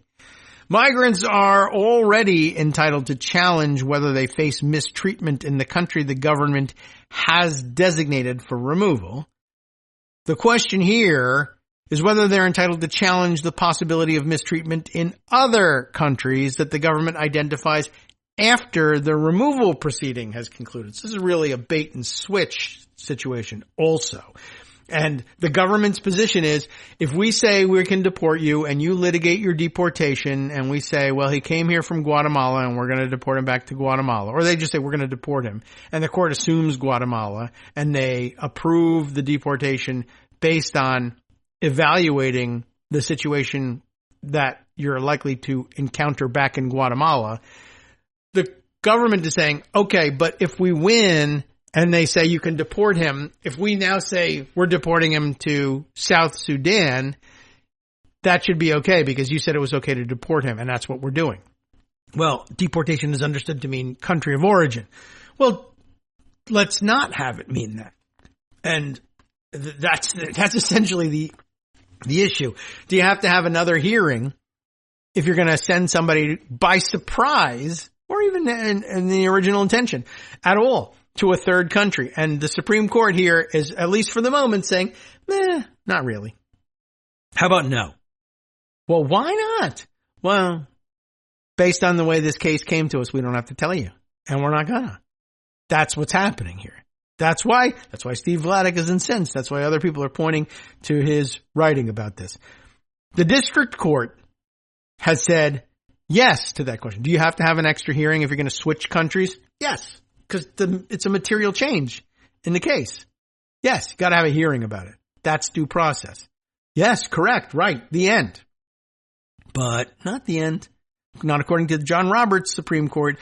The district court has said yes and has barred the government from removing individuals to third countries without at least some kind of process. Don't we all agree on this every time we have polling about this and we say, well, do you think there should be at least minimal due process and all this, no matter how you feel about deportations? People still overwhelmingly say yes because they understand that's what the rule of law means. The Supreme Court does not understand that, but that's what they understand. Meanwhile, Emile Bové will be on the Third Circuit Court of Appeals soon. And maybe the Supreme Court, if Trump fully Snyders out on us. But in an unsigned and completely unexplained order on Monday afternoon, the Supreme Court issued a, quote, stay, which it really shouldn't be, of that ruling, allowing the government to immediately resume such removals without providing the process the district court required. Here is the sum total of what the majority wrote, right? Consider, for context, the enormous reversal of the common understanding of due process and the rule of law into which you're injecting this. Is this enough to explain to people and have people say, yeah, the Supreme Court's still functioning. Here it is. I mean, the whole thing. Supreme Court of the United States. I'm going to give you like the title page stuff. Number 24A1153. Department of Homeland Security et al. Versus D.V.D. et al. On application for stay, June 23rd, 2025. Ordinarily, I skip all of this, but in order to give this segment enough heft to justify it, I have to read you everything. There's some brackets, etc. You should cite the case as 606 U.S. blank, because they're not sure what page number yet. It's a 2025 case. All right. Have I beefed enough? Here's it. Here's the substance of the Supreme Court's order saying, to hell with it. F due process. Send them anywhere. We don't care. This is it. The application for stay presented to Justice Jackson and by her referred to the court is granted.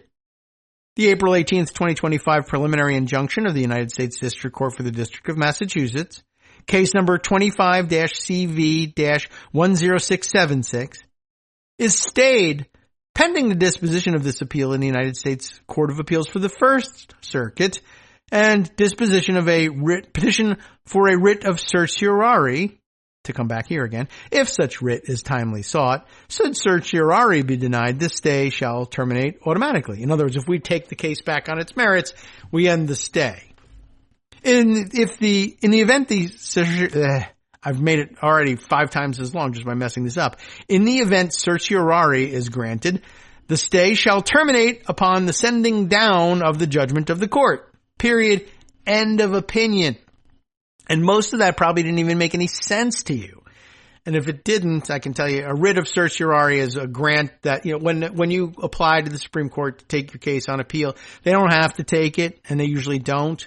But if they grant you a writ of certiorari, certiorari, you've probably heard this before, but if you're new, maybe not, that's the ticket to the Supreme Court. Yes, we'll hear your case. So what they're saying is, the district court in Massachusetts said, give me a break. Of course there has to be due process. It does, right in the Constitution. So no deporting people to third countries without a hearing. Gotta have something. And the government appealed, and they emergency appealed all the way to the Supreme Court. The First Circuit Court of Appeals, which would hear appeals from the district court in Massachusetts, said, we'll review it, but they jumped over right to the Supreme Court, who said, no more stopping these third-party deportations until we decide the whole merits of the case. We might decide later on that this is totally unconstitutional. And if you deport people in the meantime, that's, what can you do? They could say, we're not sure. Maybe we really do want to approve these kinds of things. But until we decide yes or no for sure in a formal case where we'll write an opinion and sign it, don't deport anybody. And then later, if we decide it's okay, you can send those people out. That's fine. That was an option available to them. Instead, they said, we might be violating the Constitution. I don't know. Go ahead and keep violating it. If we find out it was a violation, we'll stop it later. There'll be no remedy for these people who were tortured in the meantime. But that's the common sense tells you, why don't we avoid the torture and murders for now? If we decide we want them tortured and murdered later and we're willing to sign that order, then by all means, deport them and torture them. But in the meantime, just wait. Instead, they're saying, it's not our fault if they get tortured by third countries. If we decide to stop it later, we'll get to you. That's it. That's the whole thing. Justice Sotomayor wrote a 19-page dissent versus the one paragraph here, most of which is numbers referring to the case. Joined in full by Justices Kagan and Jackson, and she doesn't pull her punches. Indeed, the dissent makes 3 distinct arguments, all of which should have militated against the relief that the majority provided. Again, with no analysis. First, Sotomayor, here's a good pronunciation question for you. Reprises or reprises. And I understand that the reprises pronunciation is most commonly used in the legal context, which is interesting because that's where we are here. But reprises is always acceptable, whether in noun or verb form. But the reprises pronunciation is acceptable in the legal context. But okay, Justice Sotomayor wrote this 19-page dissent, doesn't pull punches, and indeed, Sotomayor reprises, will take advantage, one of the arguments that I, Steve Vladeck, made in my post from back on May 30th. And ready for this one? It is that equitable relief. Remember when we explained the concept of equity, where it's sort of, outside of the strictures of law, the balancing of the equities, balance of the demands of justice. The law may say one thing, but if the purpose of the law is being undermined by what you're doing, you might grant equitable relief. Okay, Sotomayor says equitable relief in general, like for instance, the stay that the majority issued, that's equitable relief for the government, the stay of the stay. If you're asking for equitable relief, it's supposed to be the case that equitable relief, if you're going to read outside of the strict requirements of the law to make an exception for somebody, equitable relief, those who seek equitable relief should have or come to the situation, as they say in legal parlance, with clean hands.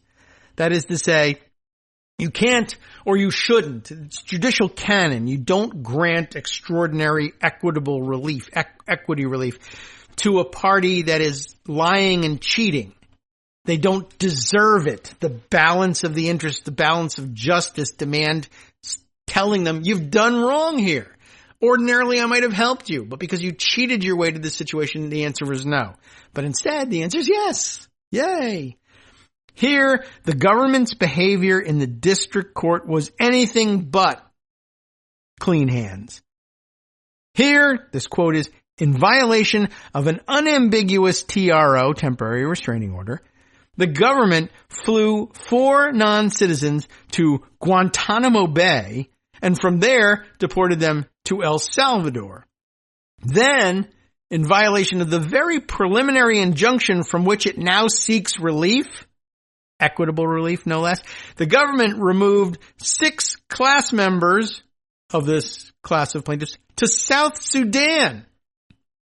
And that with less than 16 hours notice and no opportunity to be heard.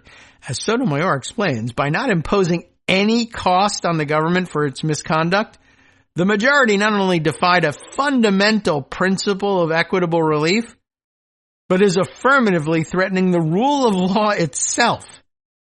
In her words, quote, this is not the first time the court closes its eyes to noncompliance, nor, I fear, will it be the last. Yet each time this court rewards noncompliance with discretionary relief, discretionary, they have the discretion not to do this, and without impacting the substantive case argued by the government. By the way, each time the court rewards noncompliance with discretionary relief, it further erodes respect for courts and for the rule of law. Second, unclean hands aside, Sotomayor explained in detail why the balance of the equities, which is supposed to be the predicate for any emergency relief, militates entirely against the relief that the government sought. As she noted, the plaintiffs in this case face extraordinary harms from even a temporary grant of relief to the government. Meanwhile, the government's claimed harms, including having to temporarily hold a handful of migrants in Djibouti, were largely of their own making, thanks again to its defiance of Judge Murphy's orders. They did this all to themselves. And it's not even so bad. Oh no, we have to hold some people on a military base in Djibouti. I think we can handle that. Third, even if all that matters is the merits of the case, and again, that's not supposed to be true for emergency applications, but if it were, Justice Sotomayor devoted 6 pages to rejecting all of the possible reasons why the government might prevail in this case, if you actually were to try it on the merits right now, including why the district court properly had jurisdiction and why removals to third countries without any opportunity to challenge the conditions the migrant could face there violates both the relevant immigration statutes and, yes, of course, the due process clause of the Fifth Amendment. Of course, the government has counter-arguments to these conclusions, some of which are at the very least plausible. But one, in my own view, is that Sotomayor's analysis of these issues is persuasive, and two, in any event, the majority didn't actually embrace any of those arguments. Instead, at least five, we don't know whether it was 5 or 6, 5 of the same justices who, as recently as April, were especially adamant that alleged alien enemies have a right to notice and an opportunity to be heard before they could be removed under the Alien Enemies Act of 1798, were willing now to sign off on a ruling that effectively allows for countless other migrants to be removed to third countries where they have credible arguments that they'll be mistreated for no other reason than because they've already been held to be removable to some other country, that is their country of origin. Due process apparently matters to these justices in the initial removability question, but not beyond that. That is really actually pretty damn remarkable, right? We were just saying, well, maybe it's not all over for the rule of law a couple of months ago. And they were saying, well, we're still letting them deport too many people too quickly, but there has to be at least some minimum process. Now the answer is that the government can do this. I'll tell you what. If we want to punish people by sending them to places where they'll be tortured and killed, and we want to send them there only because we know they'll be tortured and killed, not because they have any connection whatsoever to that country, we can do it. How? Well, we got to comply with the first Supreme Court ruling. First, we'll have a due process hearing. Please, Mr. Court Judge, can we please deport this person from El Salvador back to El Salvador? Yes, even though they'll likely be killed there. But, yes, sure. The due process is we have the hearing, and we inexplicably say yes. All right. Now, we're not deporting you to El Salvador. We're sending you to South Sudan. But the judge said you could send me to El Salvador, not South Sudan. Yeah, but we don't have to ask the judge the second time. Why not? Because we gave you due process the first time. Well, that was for sending me to El Salvador. Now you're sending me to someplace completely different. Yeah, I know. But the court just basically said if we kick you out of the country, we have our choice of anywhere in the world and it doesn't matter and we never have to ask any more questions ever again. Does that sound like due process? From networksradio.com. It doesn't. You have been listening to Kagro in the Morning with David Waldman. All right, well, we filled this show for sure. We'll be back tomorrow. Greg will join us. We'll want to talk about what's going on in the big, beautiful bill over in Congress. And guess what? You don't have to wait because Justice Putnam with the West Coast Cookbook and Speakeasy kicks things off with exactly that topic, among others, of course, from around the country and around the world. We'll see you tomorrow.